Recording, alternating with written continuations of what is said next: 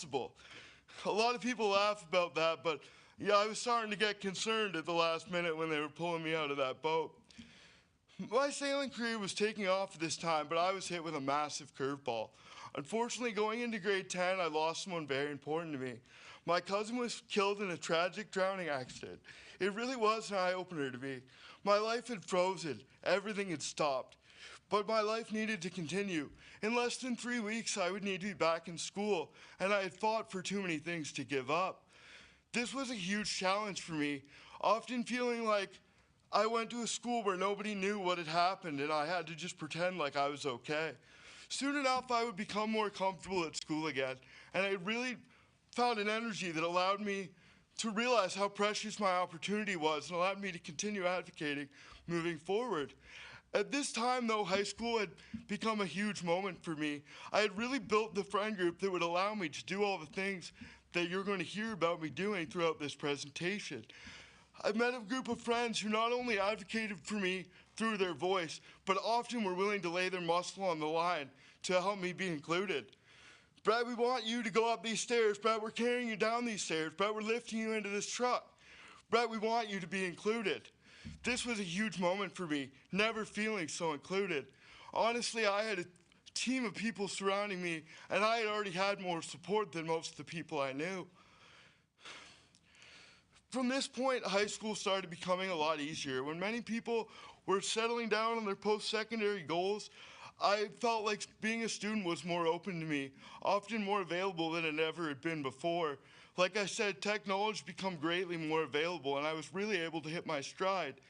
This was a huge step in the direction in which we'll be hearing about soon. At the end of my high school career, I had done a quick co-op with the Canadian Cancer Society. While I was at the Canadian Cancer Society, I was able to use the fundraising skills I had built through my time with Quinte Sailability, and that really allowed me to feel comfortable in this office scenario and really made me think that there was a place for me in business moving forward.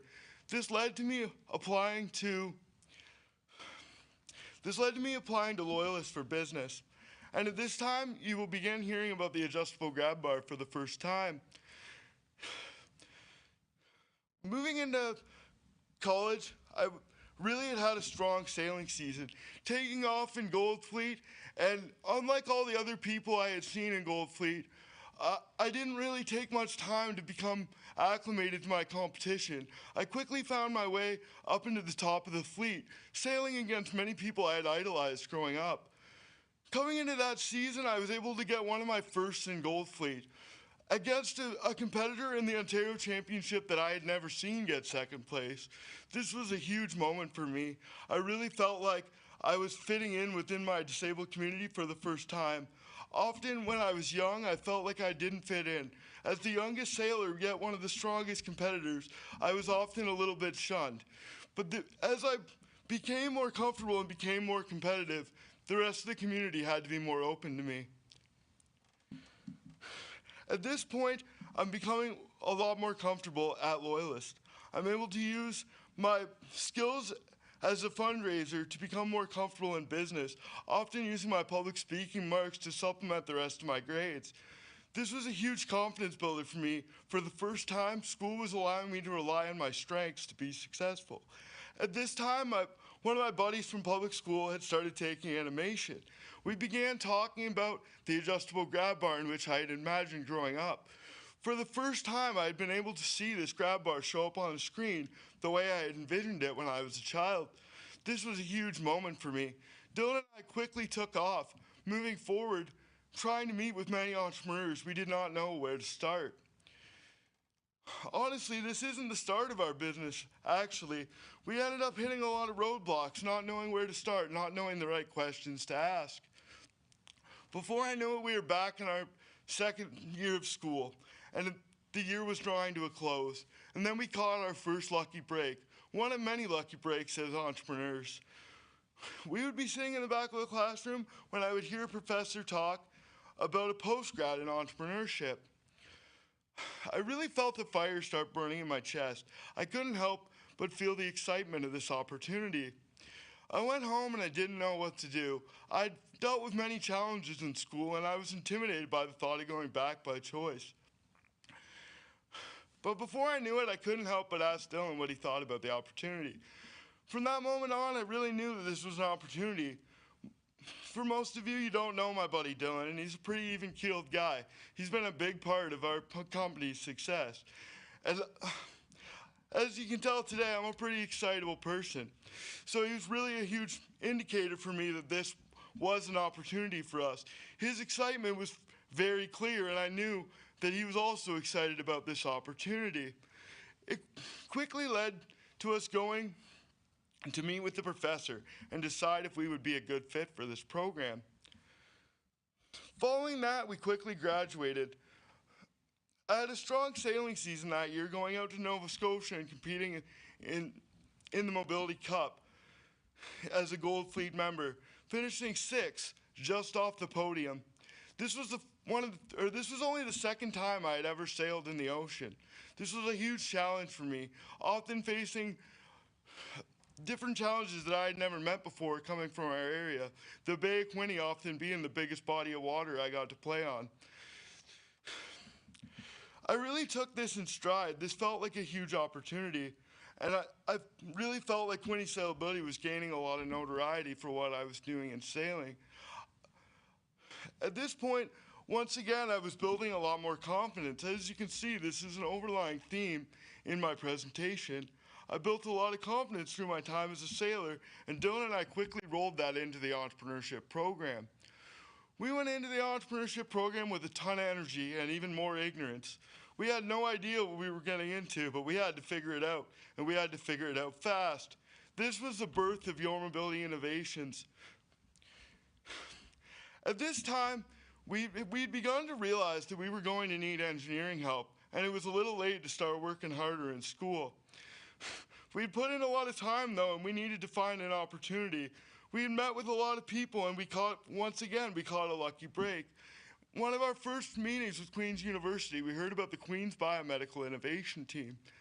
They expressed interest in helping us move forward with our project and wanted us to come in and pitch it to them. They traveled around North America trying to solve biomedical problems for people with disabilities in many competitions, and they were excited to work with someone who's so closely connected to their project. Dylan and I got right to work with our first pitch that was going to mean more than a grade. I couldn't help but be very excited. This was a huge moment for us, and I knew that it was just getting started. On the way to Queens that day, all we did was practice the pitch. Practice and practice and practice. Rolling in that day, this was a huge opportunity, and we knew we had to take advantage of it. This is the best time to really break down to you what's important about the adjustable grab bar. Make you understand what I had to say in this presentation, I quickly started outlining my life as a person with a disability, how intimidating it could be to go into a washroom that didn't fit my needs. Nobody goes into a washroom before they have to pee, so you can assume that sometimes there were desperate situations. Honestly, we did a lot of talking that day, breaking down how it was important to give back independence to people with disabilities by designing a product that would be able to be adjusted to meet many different needs. As when I was growing up, I started off too small for grab bars and then quickly found myself too large. I also wanted to make sure that our product could be adjusted by the user. It was often frustrating me growing up as a person with a disability. I felt like most of the product designed for me were designed to be used by my caretaker, and this often took away a lot of my independence. This was not something I was looking to do. I wanted to make sure that our grab bar would be adjustable with low dexterity and at least the use of one hand. I knew that this wasn't the perfect solution, but it was a lot closer than anything I'd ever encountered in my life. I couldn't help but get excited as I watched the engineers nod along to what I was saying and start to sketch things down. I shot Dylan a quick look, but I had to keep working. We were doing so well, and we only had 2 more minutes to convince these people this was the right move. On the way home, we couldn't help but be excited. We felt like we had done everything we could, and we really just had to hope that they felt as passionate about our project as we did.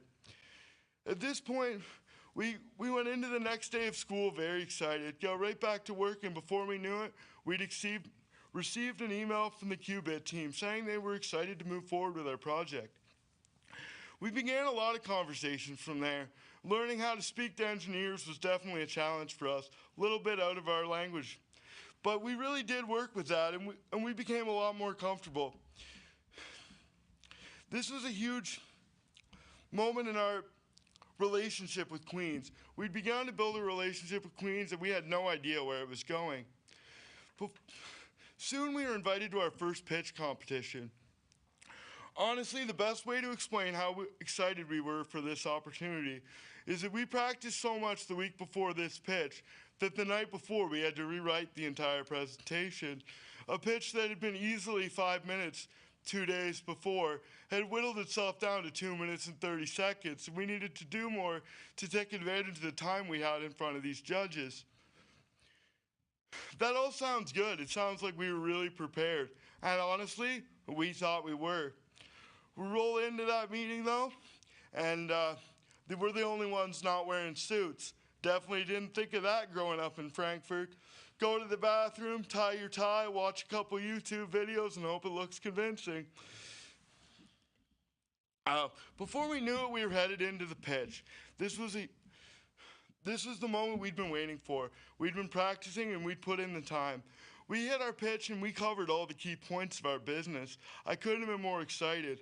But we were caught off guard by the questions. This was the first time we were really grilled on how we planned on making our company successful. This led to a lot of things for us, but we spent most of that day walking around Queen's University, really taking in what had went on. A year before this, we could not have imagined this opportunity, and we needed to breathe it in and really soak in what was going on. Before we knew it, we were meeting with other entrepreneurs and sitting in the room and waiting for the results. This is the first time we felt like we were surrounded by many other entrepreneurs, feeling like we'd really found a community. This was great. We sat around a lot that day, though. To our surprise, eventually we would hear $5,000, Your Mobility Innovations. This would pay for our first prototype and really allow us to continue to push forward with the Queen's Biomedical Innovation team. They would be very excited to hear the news that we were ready to move forward with the project, and would announce to us quite soon that we would have our first prototype by the end of the year. At this time, Dylan and I had come to the conclusion that if we were going to push forward with this project and we had made a lot of progress, that we would need to go into another incubator. We had begun researching on many incubators in our area, often hearing about ones that maybe didn't quite fit us or ones that we thought we were a little advanced for. We often heard about the Queen's Summer Initiative Entrepreneurship Program. This was a huge program, and it was one of the most highly regarded programs in the area. We didn't think this was an opportunity for us, but we based our research on finding similar programs. Before we know it, we caught our next lucky break. We were invited to the Queen's Innovation Summer Initiative program. Not only were we going to be in one of the strongest 16-week incubators in Canada, but we were going to have an ability to pitch for $30,000 at the end of it. From this moment on, Dylan and I really had to step up our game once again, realizing that we were going to be surrounded by people who had a lot more opportunity than us and who had a lot more education. This is where I'm going to take a moment to really talk about something. I really hope that someday you get the moment to be the dumbest person in a room. Dylan and I definitely felt like the dumbest people in the room the first day at Queen's. We weren't working on a 4-year engineering degree. We didn't have family who had large businesses and who had the financial means to back us up. We had a lot of challenges. We were a small bootstrapping company with a ton of energy, dreams, and ignorance. And that's what we lived on to this point. At this moment, though, we realized this was a wake-up call. We needed to take advantage of every second of this opportunity. Soon we would come to realize that this was huge for us. We didn't feel like we belonged. We asked the stupid questions. We were willing to talk to the mentors that other people thought we were below them. We took advantage of everything that was put in front of us. Often a lot of our peers maybe felt like they didn't, or that they deserved this opportunity, and that led to them not taking advantage of it. Dylan and I took advantage of this opportunity with everything we had. Quickly, the other teams began to grow, and we needed to grow our team too. As you can see, we are a team of 3 in this picture in front of me, and we added my buddy Cameron Phillips. He had a strong sales background. He really helped us with our client relationships. He could get us a meeting with anyone we talked to. He could even get us a meeting with the people we'd called that had told us no previously. To be honest, that was a huge skill that we didn't realize we needed until we had it.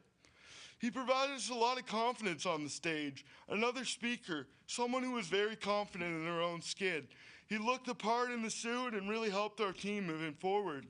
Before we knew it, the 16 weeks that had been a true blur and an honor for us was drawing to a close, and the pitch was coming upon us. $30,000, like I said, small bootstrapping startup company. My parents don't have the money, neither do Dylan's. We have to do this. We have to find a way to make this work. We go into this pitch, and we put in a lot of time, put in so much time. It's the most rehearsed thing I've ever done in my life. And I was so excited for what we'd been able to accomplish. This picture you can see is us all in the dressing room right before the pitch. I'd just given a quick pep talk. One of the pep talks I think was probably the best in my life. Listen, 2 Loyalist college kids and 1 high school graduate. Nobody expects us to be here. Nobody was going to give us this opportunity. We took it, and we took advantage of it. This was what we'd earned, and we were going to give it everything we had on the stage, and I didn't want us to feel bad if it didn't go our way today.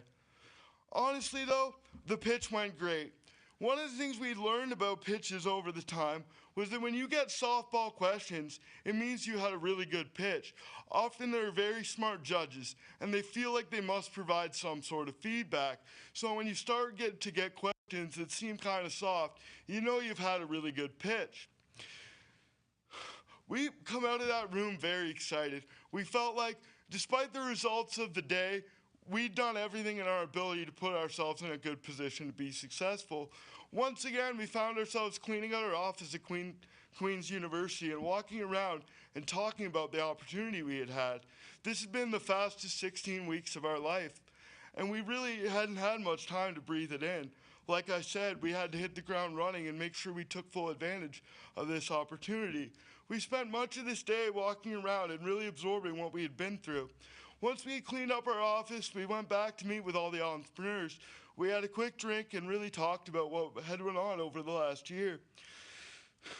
At this point, we sat around a long time, listening to many companies talk about the awards they had won and what they had done and what they were going to do moving forward. At this point, we were caught by surprise. Second overall, Your Mobility Innovations, $15,000. We had a working prototype. We had $15,000, and we could move forward on our patents. We were going to be able to afford the engineering costs to move forward on our go-to-market prototype. The world had become a lot more open to us. We quickly realized we were going to have to once again go into another accelerator and quickly found a home in Grindspace in Kingston. They were able to help us really drill down on the finer points of our business. For the first time, stepping a little bit away from the grab bar and having to focus on what was going to allow our business to be successful on the financial side of things. This was once again another eye-opener for Dylan and I. To be honest, you're catching up pretty close on where we are with Your Mobility Innovations. COVID and different restrictions have really hindered our client relationships. As you heard before, we were doing a lot of meeting with long-term care facilities and nursing homes, preaching the strength of our project. We are expecting an engineered prototype to be ready to go into a couple of our early adopters coming into this year, and we're excited to see how our product flourishes within those markets. I'd also like to update you on a couple other things in my life. I'm currently a huge member of Quinte Sailability, and I'm a big part of making sure that kids with disabilities are going to continue to have the opportunities that I had growing up. I do a lot of public speaking on behalf of Quinte Sailability, trying to raise money so that I can continue to allow kids to sail the way I did. This means a lot to me, and I've really become way more comfortable in my skin as a coach, never realizing what I meant to the younger kids around sailing as a person who was doing a lot of things that they wanted to do. This has been an eye-opener for me. I never really saw myself as a role model within my disabled community, often just trying to survive. Right now, I find myself itching for a new challenge. This is what's led me to wheelchair rugby, and that sad man bun you can see on one side of this picture. Wheelchair rugby was a totally different challenge for me. I had often found a lot of success in sports for people with disabilities growing up, finding a lot of success in sailing. Not only was rugby going to require my physical ability, but I was never going to be the best player given my disability, and it would take me many years to be able to contribute on this team. But I did gain something I didn't expect. I gained some like-minded people with disabilities. Many times growing up, I always felt like I was supposed to complain or feel pity for myself based on my situation. And I just felt like when I was surrounded by many other people with disabilities, that it was difficult to see the positive. And these people had really given me what I needed. They had accepted me for who I was and were excited to see me improve, no matter how little that was. I had really found a group of like-minded people with disabilities who were all about pushing their limits and proving that they could overcome the challenges they'd been met with. This was a community I didn't realize I needed.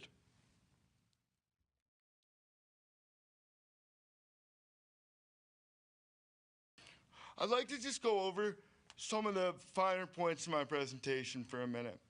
First off, advocacy. You heard me talk a lot about that today. Advocacy is a lot about strength in numbers.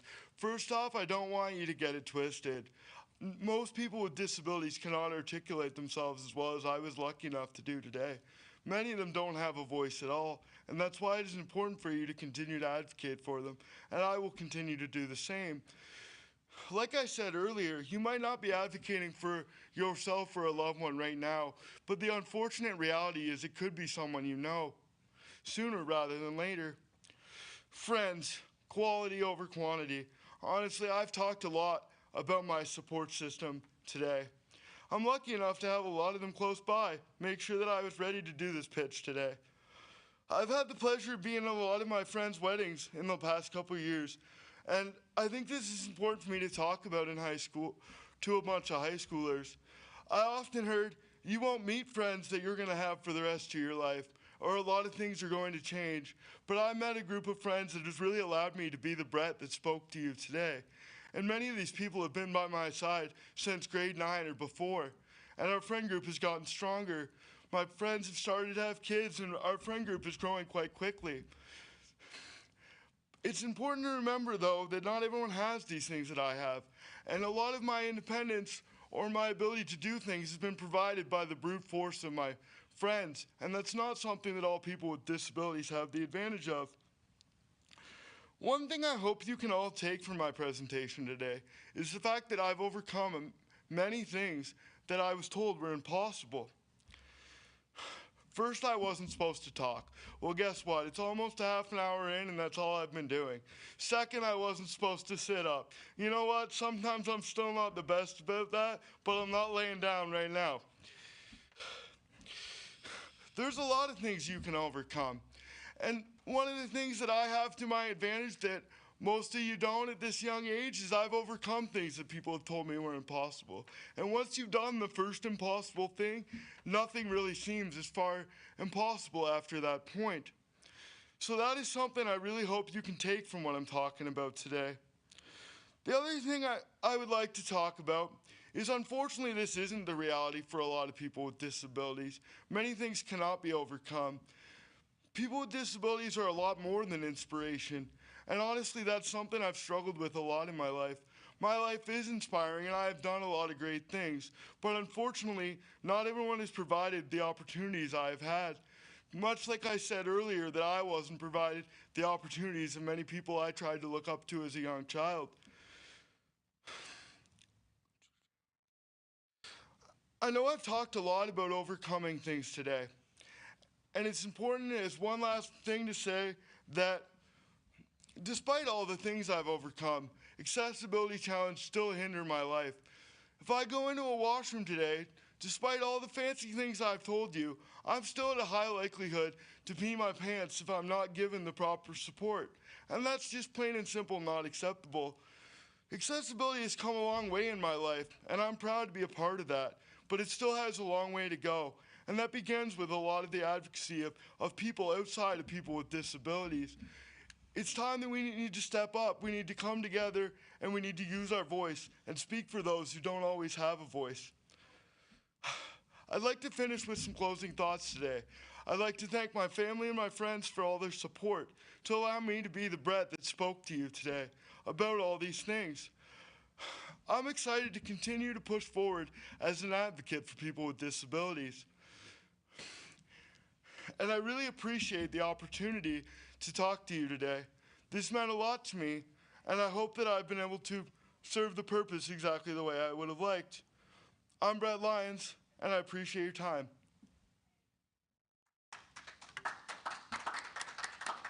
34 minutes.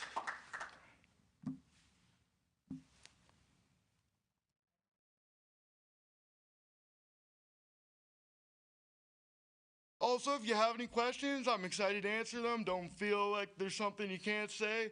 I'm a pretty open book, and if I can break down some stigma so that a kid younger than me doesn't have to do it, I'd be excited to do it.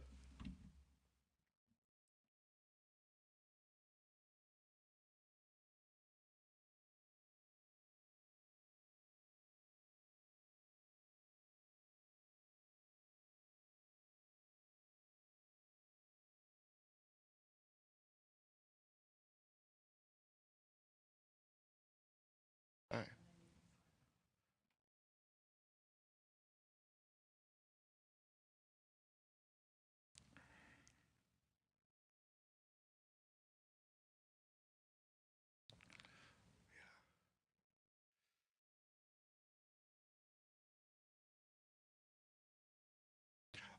Yeah, all right. We're not seeing very many questions, so we're going to close this off. Feel free to reach out if you have any further questions you don't feel comfortable asking in front of all these people.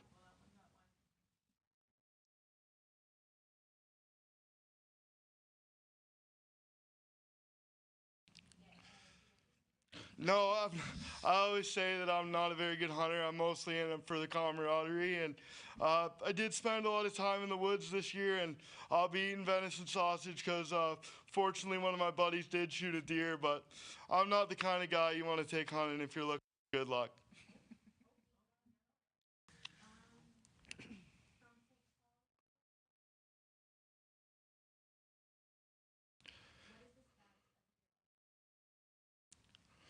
So the adjustable grab bar is currently just waiting on our final engineering stamp.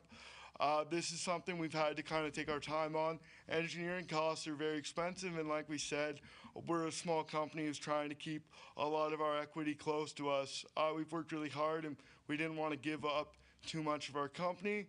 So we've taken our time, and we're moving forward with our engineering stamp, which will allow our grab bar to go forward in the future. And we're excited to have been meeting with other people who have felt similar things to me and really been able to pick their brains about different innovations they'd be interested in.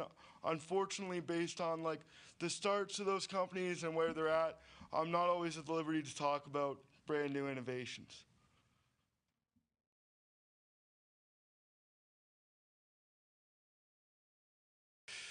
There's many things I couldn't do, and that's something that's why it was important to talk about what I said today. I didn't want you guys to feel like just because I said all these inspiring things that I didn't face many of the challenges of people with disabilities.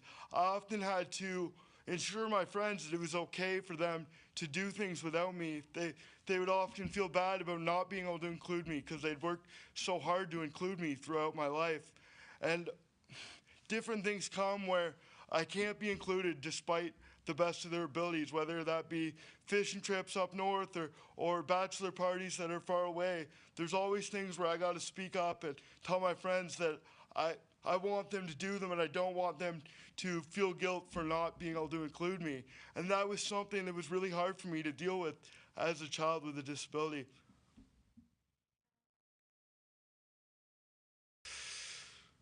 So I don't play too many other sports. I've done a little bit of wheelchair basketball. I do a lot of swimming in order to work on walking in a low weight environment, but I don't actually compete in any sports outside of rugby and sailing. And compete in rugby is a pretty general idea. Yeah, so I did a lot of sailing this year. Unfortunately, a lot of the competitions have slowed down due to COVID, and the people that we're working with are very at risk. But I've done a lot of coaching this year, and I'm really proud about where our program has come. Not only has coaching become a big part of my life, but recently in the past 2 seasons, we've gained 2 Special Olympians at Quinte Ability, and they had lost their identity as an athlete as they'd aged out of their sport, and they've really fell in love with sailing, and I've been a big part of mentoring them and helping them refine that identity as an athlete, and that's a big part of what I've been doing over the last year.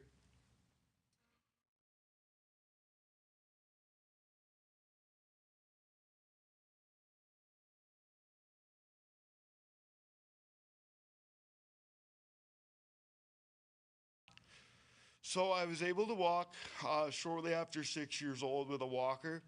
Um, Growing up, like I said, I had many surgeries. Often, these things were supposed to be things that would improve my ability to walk, but given the recovery time, oftentimes this meant relearning to walk again afterwards, despite the improvements that I would see later after those procedures. I also had to give up my ability to walk going into high school. I used my canes to walk around public school for the most part, but if I wanted to focus on my education and give myself a real shot at post-secondary, I had to choose my my mental ability over my physical ability in the short term, and that's why it's taken me so long to start to do this again. It's a lot harder to learn to walk again at 27 than it was when I was 11 and 12 years old.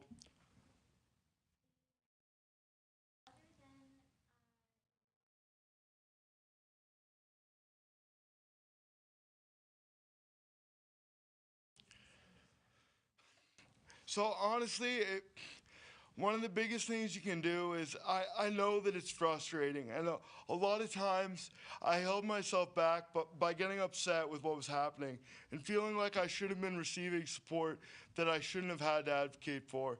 And the best thing you can do is stay calm and allow yourself to speak for what you need.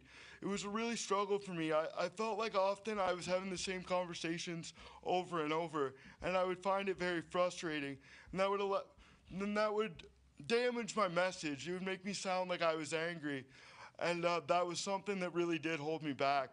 Often I had to learn to find my own strategies through technology. Don't be scared to try a new technology. That technology's moving really fast right now, and I have to remind myself how much technology helped me and how I need to continue to move forward with technology because it always provides me more independence than I've had before.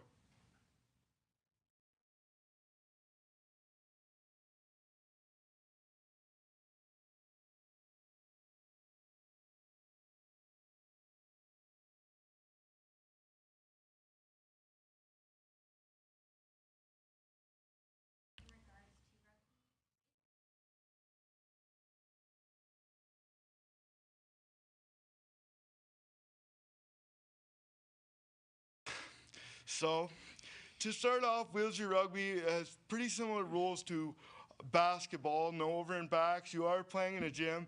It's hard to move a wheelchair with that kind of speed and precision on the grass. Wheelchair rugby is actually invented by Canadians and originally called murder ball. Um, so it is quite physical. You're wrapped in steel, and it's pretty aggressive sport. So it was a it's a real big change for me. Sailing's what they call a gentleman's sport, and the first time I played rugby, it was a real big eye opener. There's a lot of physical contact, and I have to say that there's lots of times that I'm thankful that I'm not the smallest guy out there.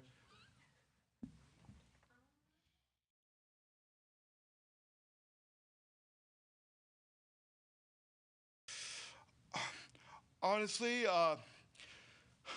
it's a lot of keeping focused on your end goal. Um, you're gonna have to deal with a lot of stigma. There's always gonna be people who don't believe in things that you want to do. And the reality is you gotta be the one that doesn't waver on those things. You have to use your voice to the best of your ability. I consider myself quite lucky to be able to feel comfortable to speak up for what I need, and that was something that I had struggled with. And I know a lot of people who are a lot more quiet than me that really continue to struggle with this into their adult age as a person with a disability. But you really need to be comfortable enough to advocate for yourself. Unfortunately, there's not enough in place for you to not be able to use your voice to your full ability, and that was a lot of what allowed me to be successful.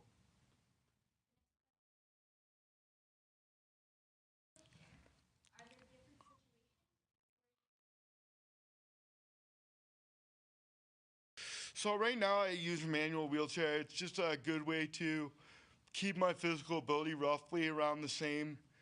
It requires me to continue working and keep those muscles engaged. I do use a scooter if I'm going to parties or large events with my friends. It just makes it a little easier for me to get around. But often I rely on a manual chair because it allows me to kind of keep up my physical ability. When I spent a little bit of time with power chairs, I found I quite degraded fast, and I didn't really like that. So despite the struggles that come with the power chair, it really just allows me to take a little bit of pressure off my physio because it allows me to do physical activity every day.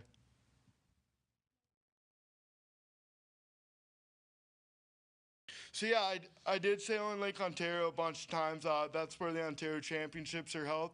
It was it was a really, like I said, that was one of those things. I had to convince my mom that I should be allowed to do that, and a couple times I really told her, I really gave her reasons to believe that I shouldn't have been.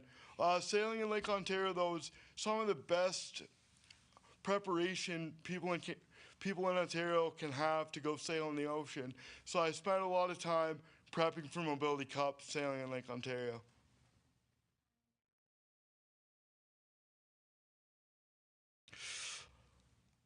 It is challenging. It requires me to use all my muscles, which is something I don't normally have to do, and that's really where the challenge starts. Fortunately, I grew up on the river, so the water, including sailing and swimming and fishing and stuff like that, have always been a massive part of my life. So I'm fairly comfortable in the water, but it is the most intense physiotherapy I do, requiring all my muscles.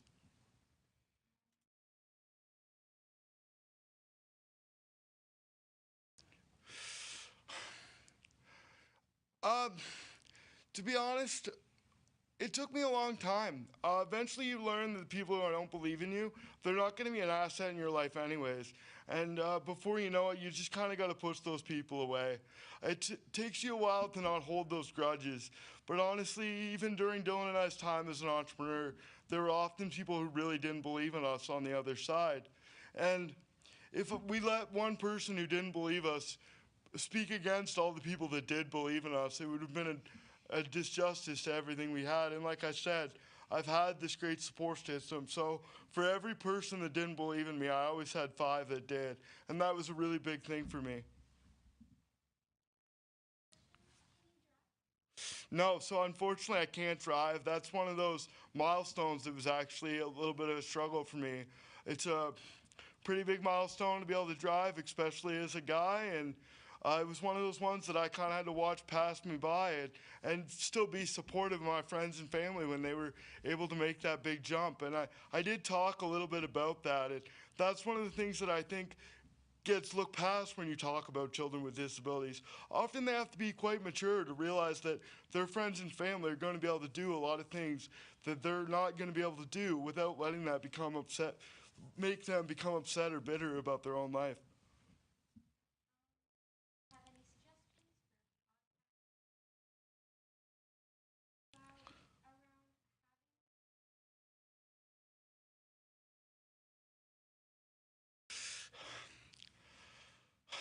So I do listen to a lot of stuff like this. It's hard for me to really pick someone that you should listen to. I really like David Goggins. I like that underdog mentality. I really identify with that a lot in my life. He's got a really good book. It's really helped me a lot. Honestly, though, it's not the perfect fit for everyone, and you have to find someone who inspires you. Maybe I'm that person, but you really got to find the right fit for you. I needed someone with the true underdog mentality that said, I'm just going to spend my life proving people wrong. And you need to find a motivator that really fits your specific style.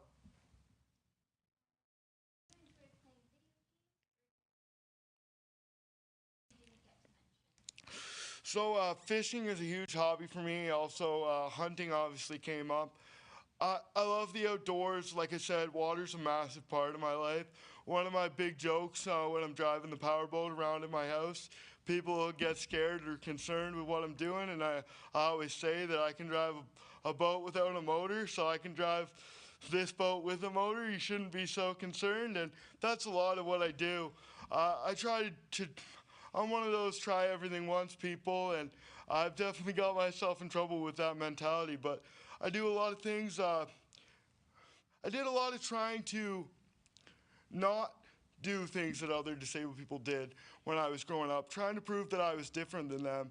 And as I've gotten older, I've really changed my mentality about that. I realized that I need to be involved in things with other people with disabilities, and it's important for me to make that impact.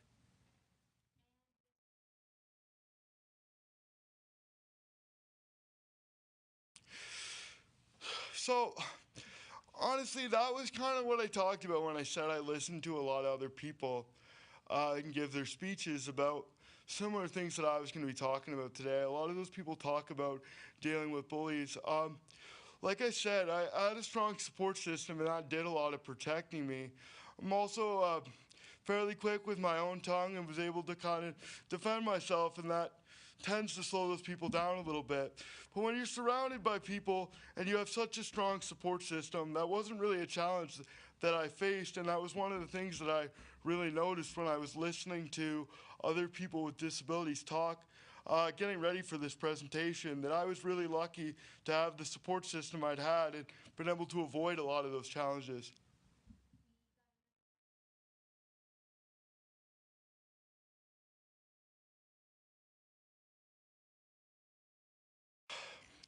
Honestly, I find it frustrating sometimes.